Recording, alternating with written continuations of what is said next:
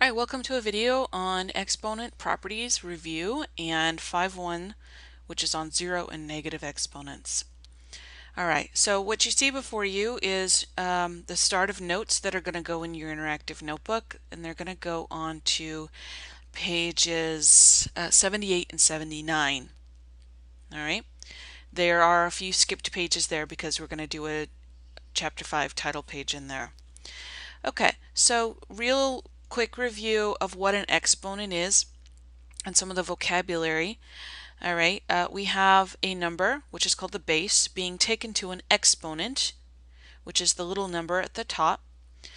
And altogether, it's called a power. And how we can think of it as is it's the 5 being multiplied 2 times. So in this other example here, we have an x being multiplied times itself, so x times x times x times x 4 times. And this is called the expanded form. This right here, when we write it out like that, is called the expanded form. Okay, so we're going to go over some properties that you probably have seen before, hence this should be review. So the first property is called the product property.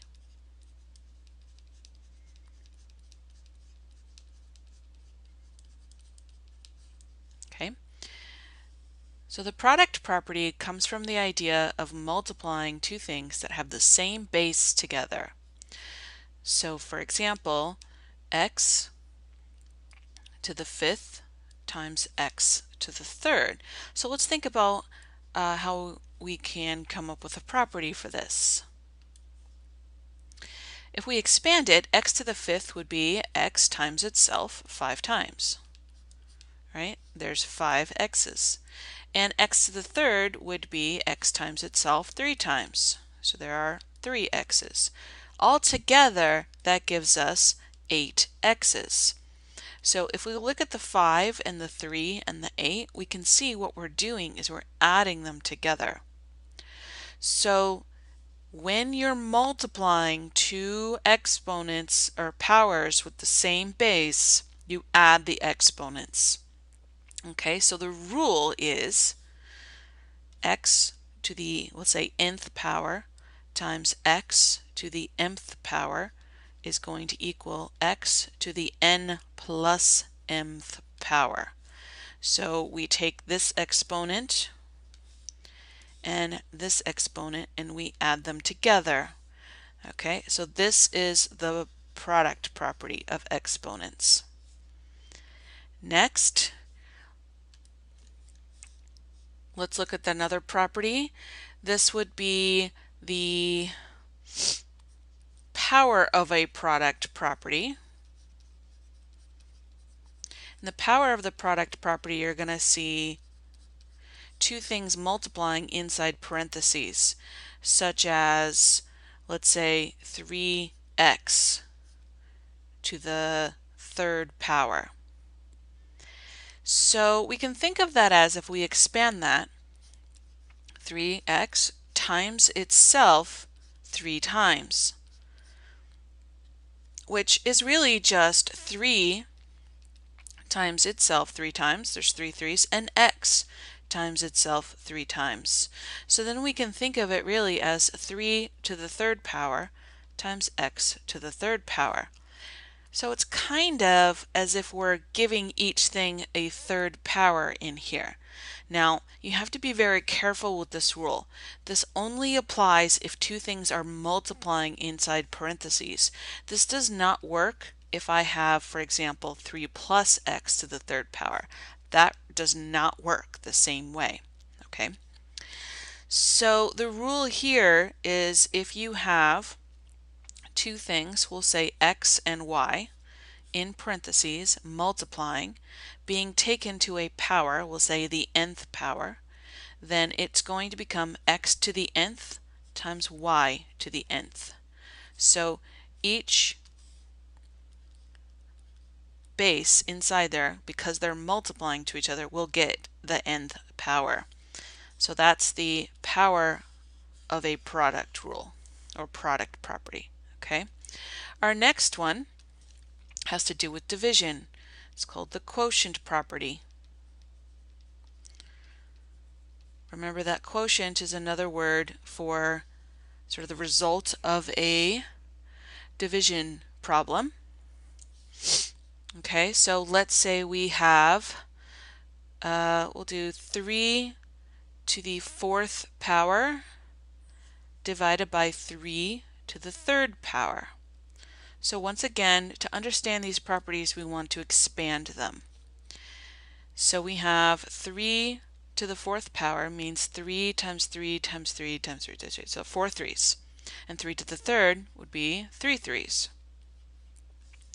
For every 1 3 up here and down here, they are going to cancel. So those cancel, those cancel, those cancel. So what we're left with is just 3, and there's only 1 left, so we could say it's 3 to the 1st power.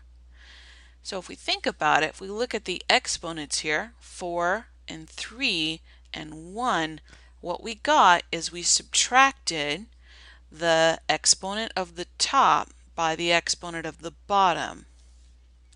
So the rule here is if you have x to the nth power divided by x to the mth power. Notice that the bases must be the same, right? They were both 3's.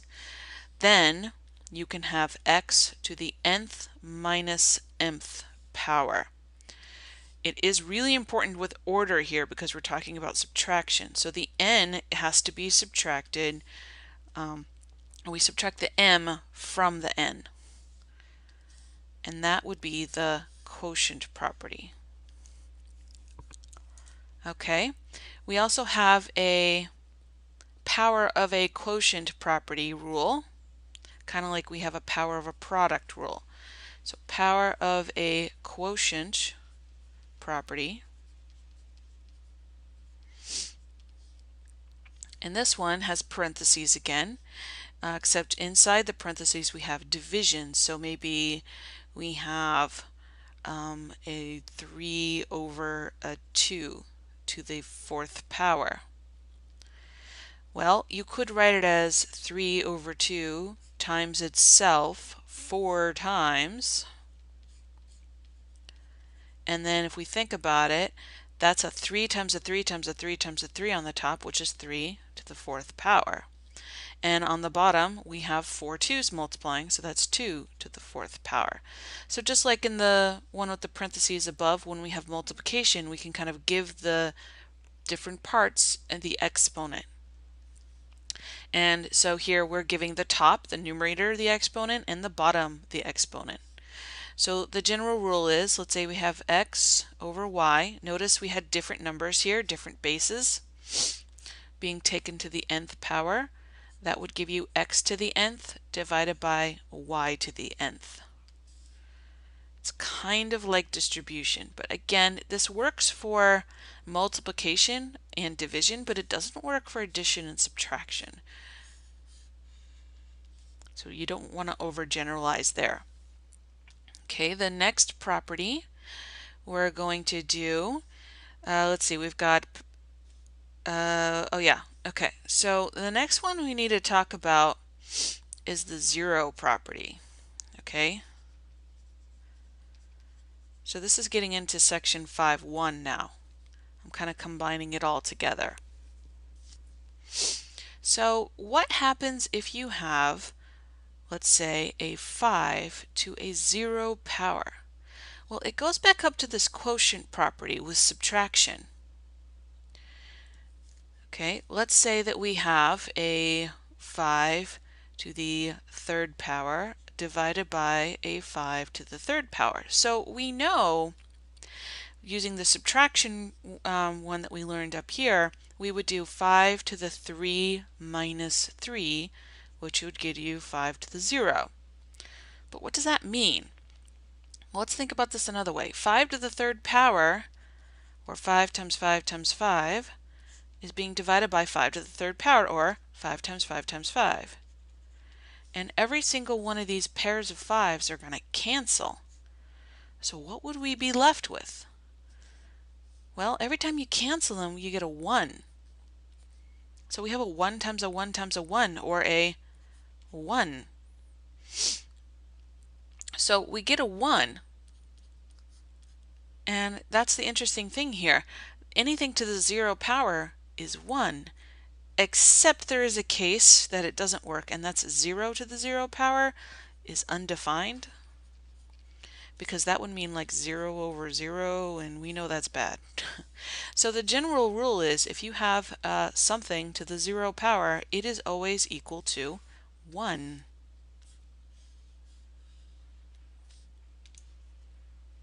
Okay, so our next one, this is, oh, there we go. Okay. Our next one is a power of a power property.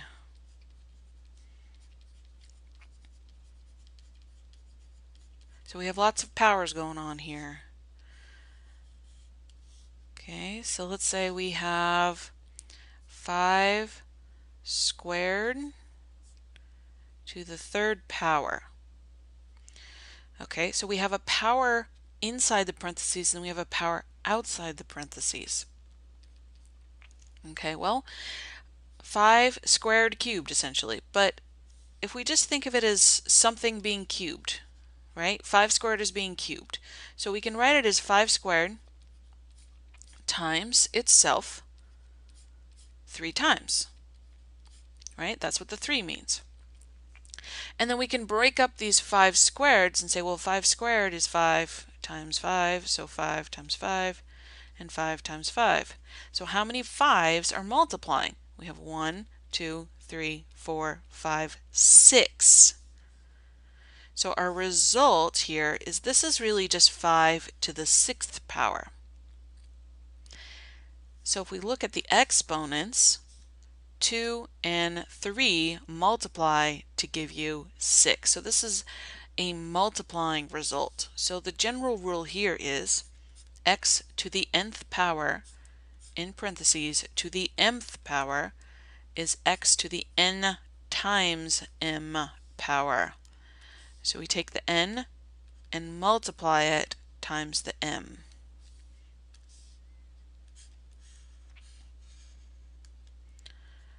All right, so one last thing that we need to look at, and that is negative exponents.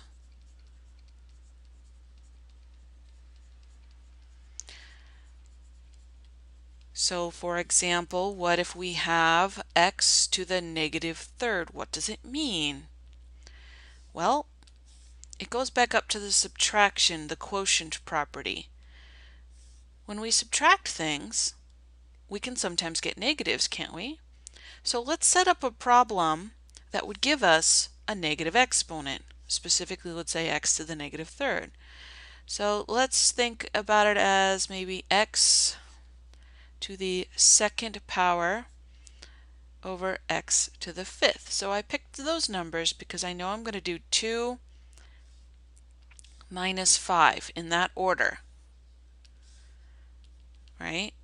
2 minus 5, and that would give me x to the negative 3rd.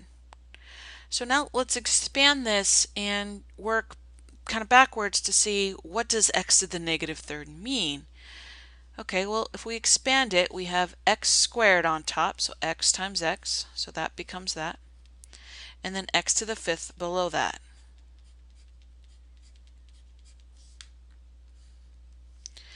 So once again, we have some canceling going on. These are going to cancel, and these are going to cancel, and we have 3x's left over. But look at where they are. They're in the denominator. So I could write this as 1 over x to the 3rd power. The reason there's a 1 on top is because when I canceled these, that's all that remains in the numerator. But in the denominator, I have 3x's left over. They just happen to be in the denominator this time.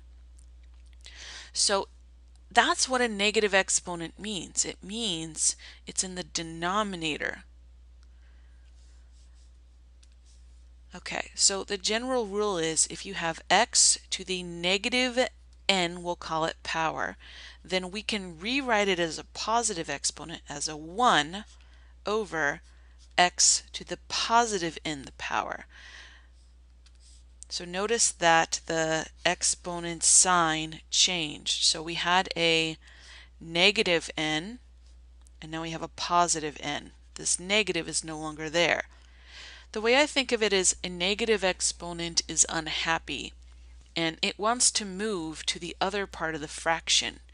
So it's kind of like there's a 1 underneath here, and so it goes to the bottom.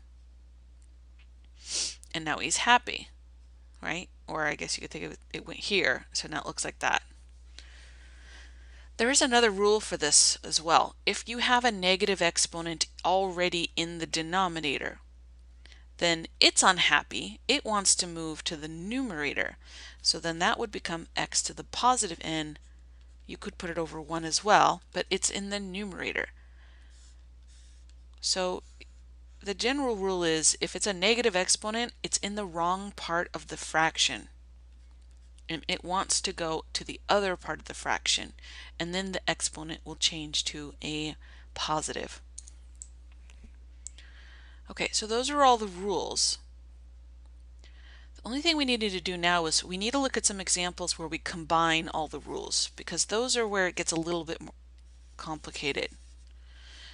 Okay, so let's do some examples. Remember, you don't have to do this all on one page. This could be on page 78 and 79. Okay, so let's do, generally the problems are going to say simplify, and they will always usually say do not leave negative exponents or something like that, okay? All right, so let's do a to the third times b to the third squared times a to the fourth. Okay, so there's a couple different rules going on here. We have multiplication and power of a power rule, and also the parentheses going on here. So the first thing I would do is I'd get rid of the parentheses, and that would be by giving everybody the second power.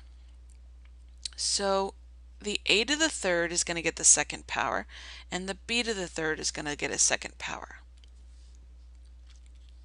So a to the third gets the second power, and b to the third gets a second power. And then I also have this a to the fourth over here. So then I'm going to use the power to a power rule. The 3 and the 2 and the 3 and the 2 here are going to multiply. So I get a to the sixth times b to the sixth times a to the fourth. Okay, we have to ask ourselves if is there anything else we can do? And there is.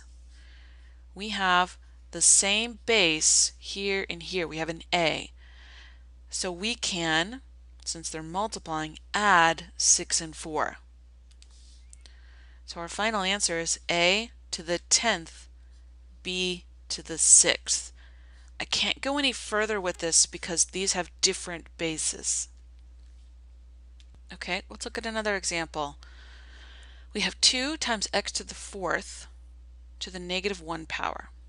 So one really important thing to realize is that when you have a power like x to the 4th, the only thing being taken to the 4th power is this x. The 2 is not being taken to the 4th power unless you saw something like parentheses like this, which we don't. Oops. All right, we do have parentheses here with a negative 1, which means we're going to have to give this negative 1 to the 2 and to the x to the 4th. So let's look at what that would look like. We would have 2 to the negative 1 power times x to the 4th power being taken to the negative 1 power. So since this had a power, we're going to multiply. That's the power to a power rule, which is going to give us x to the negative 4th. So I have 2 to the negative 1 times x to the negative 4th. Now I cannot leave any negative exponents, so we have to remember what the negative exponent does. It moves it to the other part of the fraction. So if it's a numerator, like it is now, right, there's no denominator here, so it's assumed it's the numerator. then it's going to go to the denominator. So I'm going to draw a little fraction bar. I'm going to have 2 to the first power times x to the fourth power. Since they're both negative, they both need to move. And since there would be nothing left in my numerator that I can see, I'm going to put a 1. And 2 to the first power is just 2. Okay, let's do another one. Okay, example C. We have 8x times y to the 0 power all over x to the fifth. So we have a couple things going on here. The first thing I see is a 0 power. So remember that anything to the 0 power is 1, but just make sure you know what is being taken to the 0 power. The only thing being taken to the 0 power here is the y. So this y to the 0 power is going to become a 1. And when you multiply by 1, it doesn't do anything. So really we just have 8x over x to the fifth. The next thing I see is we have division going on, where we have two things with the same base, x. There's two ways you can approach this. First of all, if you just see one x, it's x to the first power. So you can put an exponent of a 1 in there. So what we're going to do next is we're going to subtract. We're going to do 1 minus 5. So we have an 8. X to the 1 minus 5 gives us 8 to the x, or times x to the negative 4. Okay, as we know, negative exponents are not allowed. We have to move it. So x to the fourth is going to go to the denominator. Notice I did not put the 8. The 8 does not have a negative exponent. He's going to stay exactly where he is. He's happy. He has a positive 1 exponent that we don't need to write, but it's there. Don't move positive exponents to the denominator or vice versa. Don't change those. And that's it. That's our answer. But I'm going to show you another way that you can think about it from that step as well. So you could use the subtraction rule. The other way you can think of it is if you expand it, kind of like how we got this subtraction rule. We have 8x over x to the fifth. And we know that these x's are going to cancel. So then you can see you have 4 x's, or x to the fourth, multiplying in the denominator. So doing it this way, you don't have to worry about negative exponents. But you get the same answer. Okay? Alright, that's it for this video.